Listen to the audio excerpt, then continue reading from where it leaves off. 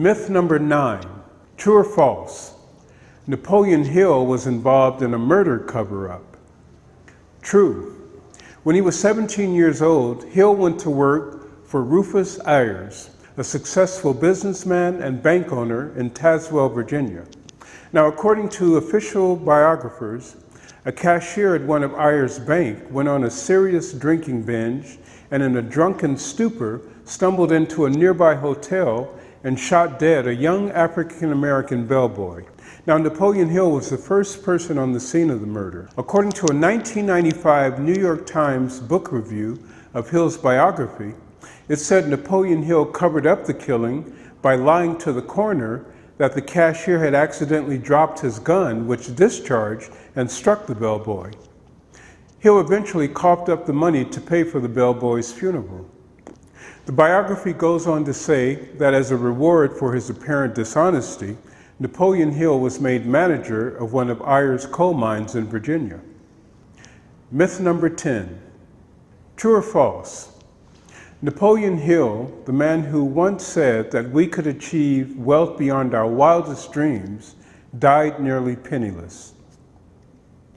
True. When Napoleon Hill died in November of 1970, his estate was nearly exhausted and he was practically broke.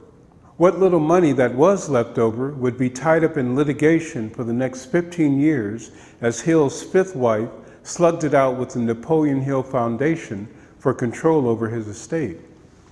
But all of this begs the question, if Andrew Carnegie, the richest man in the world at the time, with a net worth in today's dollar just north of $10 billion, really did share with Napoleon Hill the secret to accumulating astronomical wealth, why didn't Hill use that knowledge to make himself absolutely wealthy?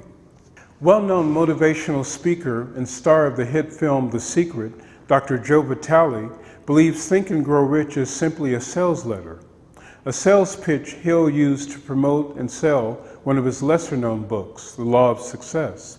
Throughout Think and Grow Rich, Napoleon Hill inserted little teasers, tempting readers with the idea that there was a great secret buried within the pages of Think and Grow Rich that was the key to fabulous wealth and fortune for anyone who could find it. But Hill took this secret to the grave, never revealing what the secret was or where in Think and Grow Rich it could be found.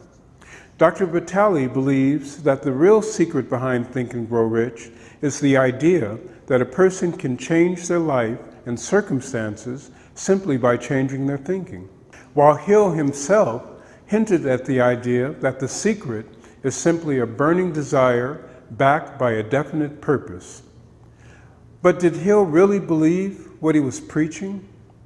We know that during his lifetime, Napoleon Hill tried and failed in at least a dozen businesses, from a candy store franchise to a magazine publishing company to a short-lived institute that taught individuals how to build and chauffeur their own cars.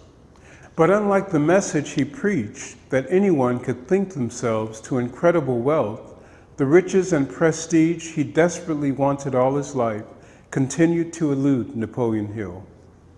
He did enjoy a brief brush with financial success when Think and Grow Rich was published in 1937, but he spent foolishly, purchasing a 100-acre estate in Florida and filing for bankruptcy nearly a year later. The rest of his life was a constant struggle to repeat the success he had enjoyed with Think and Grow Rich, but none of his books ever achieved that level of recognition. Despite any criticism against Think and Grow Rich, the book is responsible for creating more multimillionaires and empire builders than any other success book in history.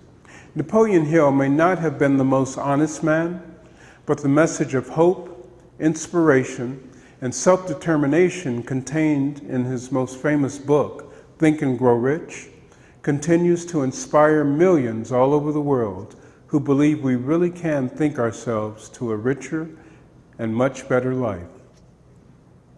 I ask not, O divine providence, for more riches, but more wisdom with which to accept and use wisely the riches I received at birth in the form of the power to control and direct my mind to whatever ends I desire.